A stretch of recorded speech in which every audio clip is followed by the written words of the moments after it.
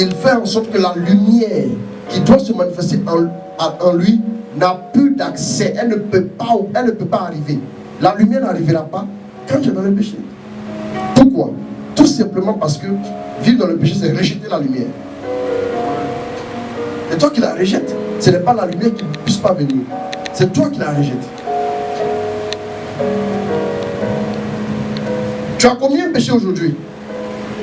D'abord, le point de la situation, c'est quoi? C'est de savoir comment tu te sens après avoir commis le péché. Quelqu'un qui commet un péché, je vous dis, vous voyez quelqu'un qui allait commettre quoi? Un péché comme l'adultère ou la fornication, et puis cause tranquille, il est à l'aise. Vous êtes en danger, hein?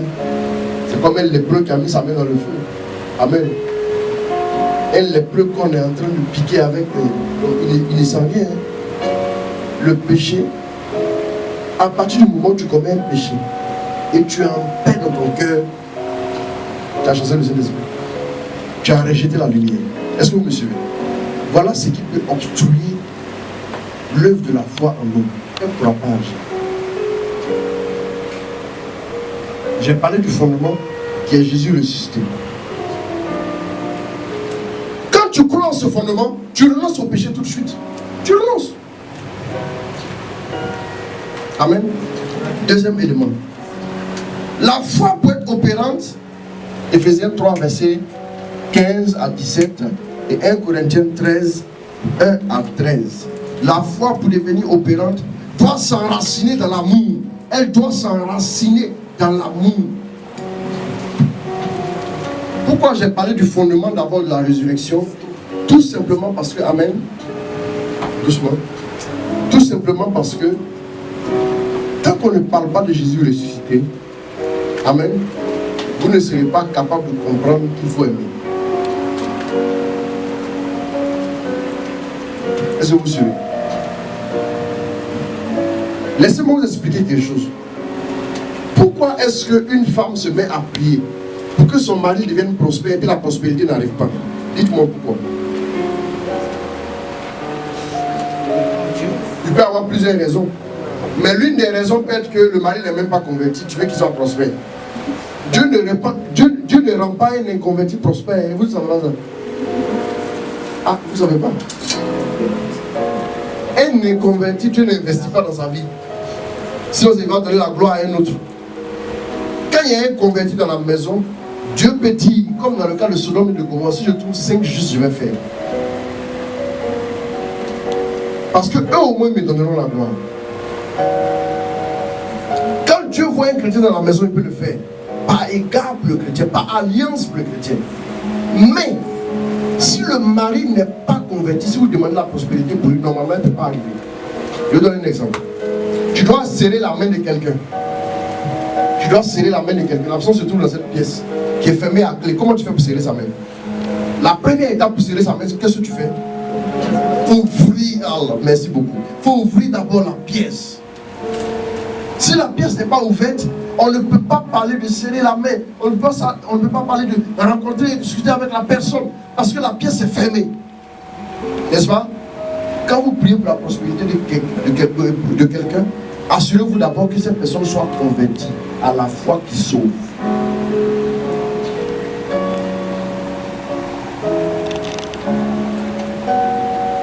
Tu es en train de prier pour que quelqu'un se décide de t'épouser.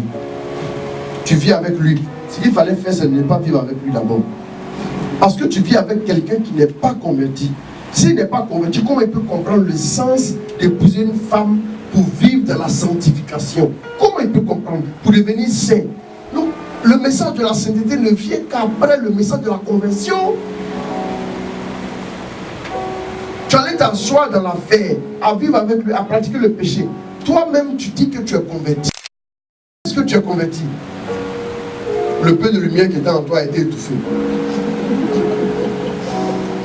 Tu es dans le noir, tu dis à quelqu'un qui est dans le noir, passe ici, c'est pas ça. Ça marche là-bas. Toi, tu vois quoi pour me dire ça? Toi, tu es dans le noir, je suis dans le noir. Et tu me demandes de passer ici, toi. Donc, tu es dans les ténèbres avant moi. Parce que celui qui a tué dans les ténèbres, il sait comment. Or, lui, il est plus ancien dans l'incrédulité que toi. Donc c'est lui qui va te dire, voilà comment on fait. Voilà pourquoi quand tu lui dis, allons on va faire le mariage, il dit non, je ne suis pas encore prêt. Il sera prêt comment? Il ne juge la chose que financièrement. Il ne voit pas la question de si, quand je vais avec une femme alors que je ne suis pas marié avec elle, c'est un péché. Non, est-ce que je ne suis pas heureux? Quelqu'un qui se sent heureux dans la fornication, ce gars n'est pas converti. Vous voulez comprendre les choses comment? Vous pensez qu'il est converti, mais il est rétrograde. Non, il n'est pas converti. C'est ce qui vous fatigue. Voilà pourquoi, regardez, dans ce genre de couple-là, pour prendre une seule décision, ils vont faire souvent 5 ans. Et la décision qu'ils prendront, après avoir vécu 5 ans en concubinage, bon, je me suis décidé. Ah, amen. Il ne faut pas vite dire amen. Je me suis décidé pour aller faire juste le coco.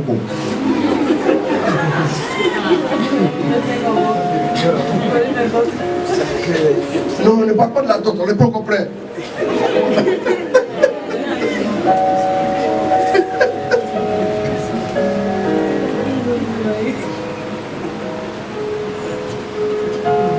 Vous voyez?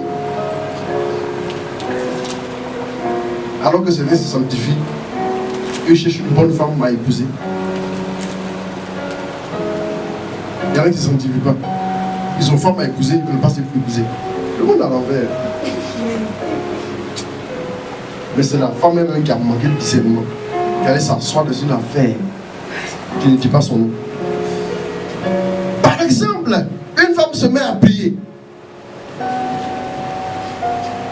Que mon mari se décide, que mon mari se décide, que mon mari se décide, sa foi ne peut pas opérer ici. Pourquoi? Parce que le fondement n'est pas bon.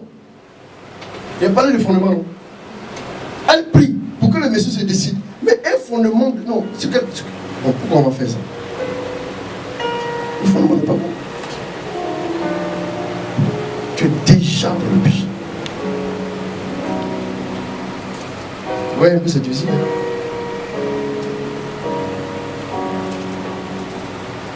Quelqu'un qui a une femme,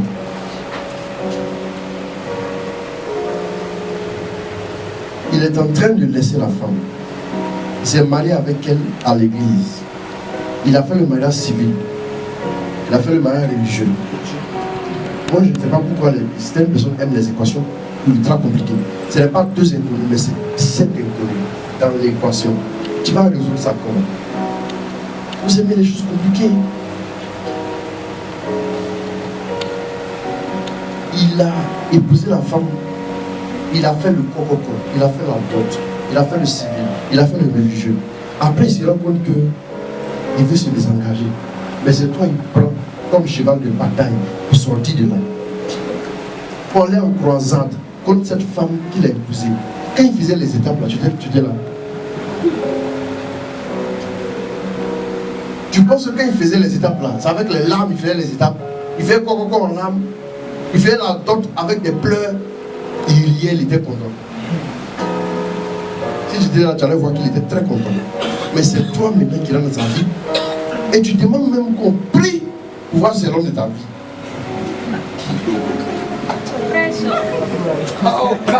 Non, ta vie n'a qu'à avoir l'homme, c'est mieux que l'homme de ta vie. Je ne comprends pas. Tu pries pour qu'on voit c'est l'homme de ta vie. Amen.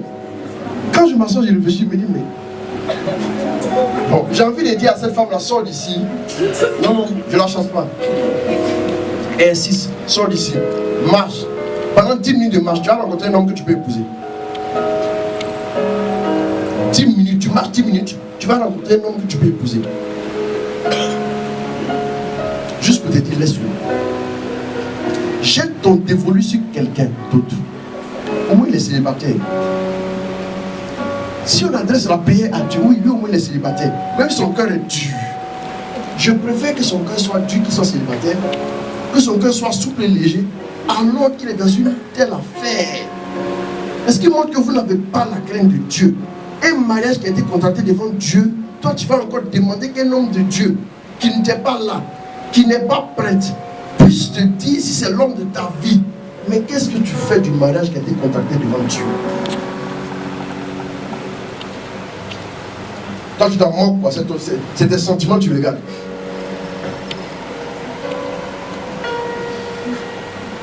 N'oublie pas que les sentiments, c'est juste un petit domaine de ta vie.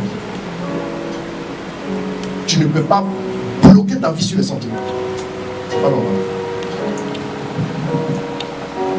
Au nom de je t'aime, je t'aime, je t'aime, certaines personnes sont restées sur la base de je t'aime, elles ont adressé des prières sur le fondement de leurs sentiments. Juste, vos sentiments ne peuvent pas être le bon fondement pour obtenir des résultats. Votre foi ne sera pas opérante. Pourquoi tu pries pour ça? Parce que je l'aime. Mais tu as menti. Ça ne rentre pas dans les limites de la parole de Dieu. Regardez. Donnez-moi une Bible. Regardez la Bible. Elle commence ici et puis elle finit ici. Si tu n'as pas trouvé ton compte dedans, la prière que tu as fait en dehors, ça ne marchera pas. Voilà pourquoi beaucoup de prières sont restées CSS, classées sans suite. Vous avez trop de mauvais fondements. Trop. Et puis finalement, même c'est devenu logique dans la prière. Ah, Père, bénis-moi. Pour que je leur montre qu'ils ne devaient pas se moquer de moi.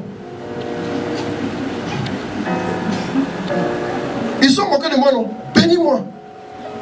Mais tu penses que juste parce qu'ils se sont moqués de toi, c'est pour ça que Dieu doit te bénir, te donner des milliards. Juste pour ça. Ton fondement, il est mauvais.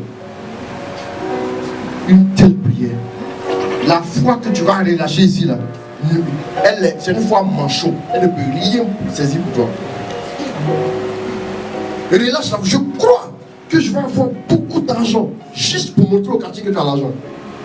Ça fait que le fondement maintenant fait que ta foi ne peut pas opérer de faire entrer dans la prospérité. Ça te bloque. C'est le fondement qui dérobe un peu la force de la prière. Ça fait que c'est une prière déjà biaisée. C'est comme ça. Revoyez vos fondements. Revoyez ce sur quoi vous établissez pour commencer à adresser une prière à Dieu. Éphésiens 3, verset 15 à 17. La foi aussi doit être enracinée et fondée dans l'amour. J'ai dit enracinée et fondée. Donc l'amour, c'est un fondement pour que la foi commence à étendre ses ailes.